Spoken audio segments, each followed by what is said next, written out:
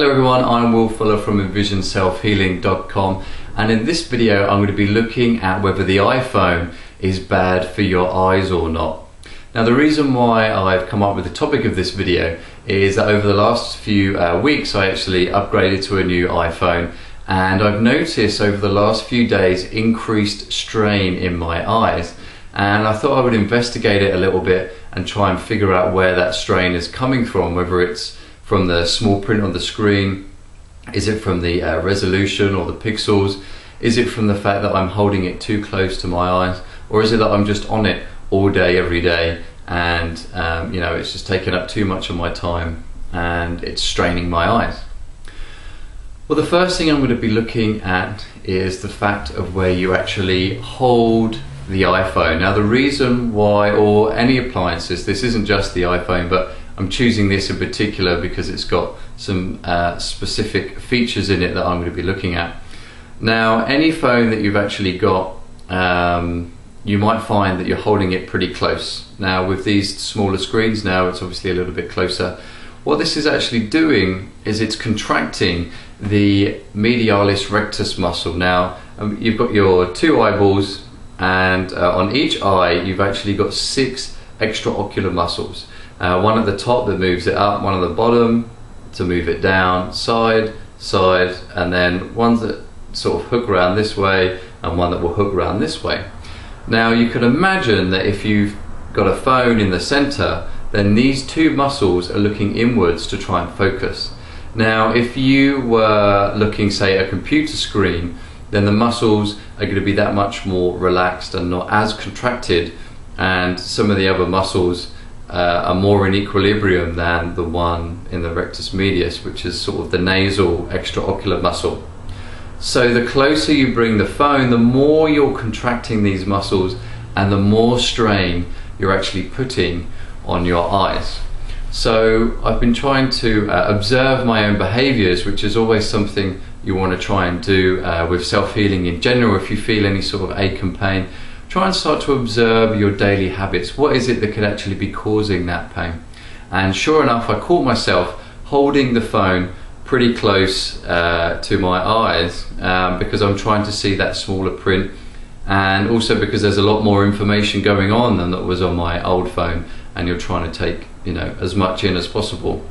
So just by holding it back a few more inches, if you can just catch yourself and push the arm back just to the point where the text is sort of slightly blurry. You shouldn't be squinting, but you're taking it, you know, that little step further so that it's not so close and really overworking the eyes. So always trying to catch yourself and push it back. Of course, over time, if you keep doing it and keep getting close, it's going to get closer and closer, and that's because the muscles are starting to get weaker in the eye, so it's harder for you to be able to focus on what's going on the screen. The second thing that you can do is, if you're on your phone and you maybe feel it straining, or you feel like, you know, you've been on it for a couple of minutes, 5 minutes, you can look away at the screen, look away into the distance, and then look back again. Now you could do it quickly, you could do it several times, or you could just look away for about a minute or two and then look back. Now what that is doing is, if you think of the muscles in the extraocular muscles are like this, by looking out into the distance, you're actually relaxing those muscles, and you're allowing all 6 of them to be equal at that point in time, and the eye muscles are actually being allowed to rest. Now another thing it's doing is, inside the eye, the cilliary muscle, which is responsible for contracting and rounding the lens, when you look into the distance, those muscles are allowed to relax and the lens is allowed to flatten.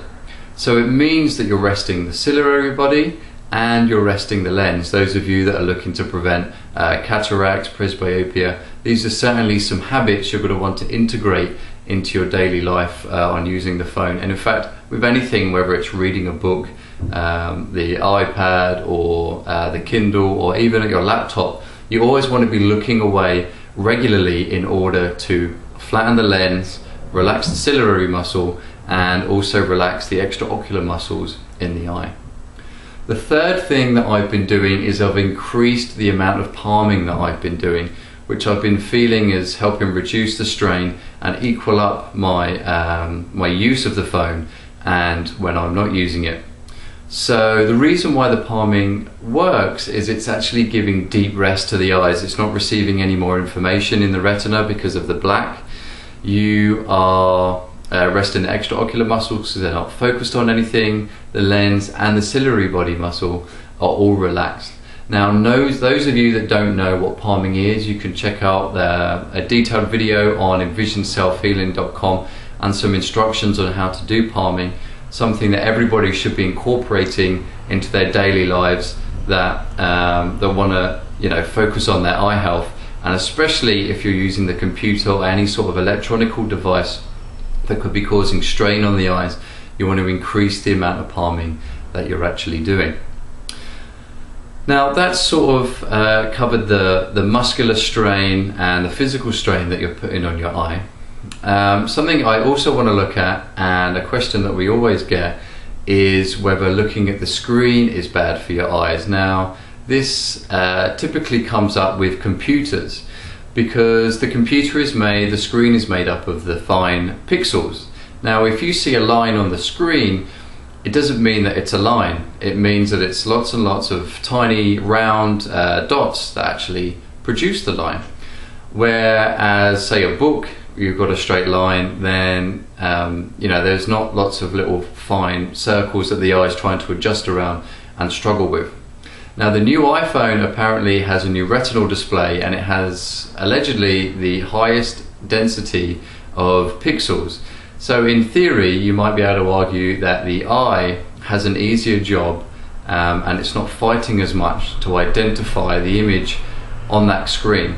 Now, unless we go in and do some fine research on whether this is true or not, it's difficult to say at this point whether we can agree with that or not, but at least I suppose it's a step in the right direction.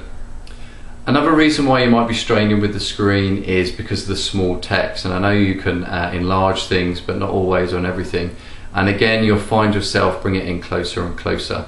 Now there are other apps and stuff you can get to try and blow the text up, but it sort of leads me on to my third point with the iPhone, which is the new cilliary that it has, which allows you to speak into the phone instead of having to type.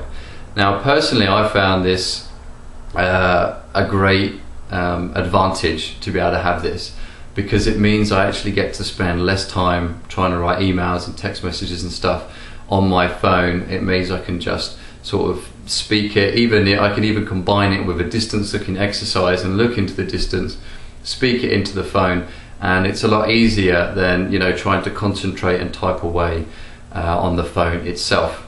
Now the only problem with that is that the technology isn't quite up to scratch yet, as I feel, because I do spend, I think, probably more time editing what I've just said on cilliary than I would have done if I'd written it, written the text message in the first place.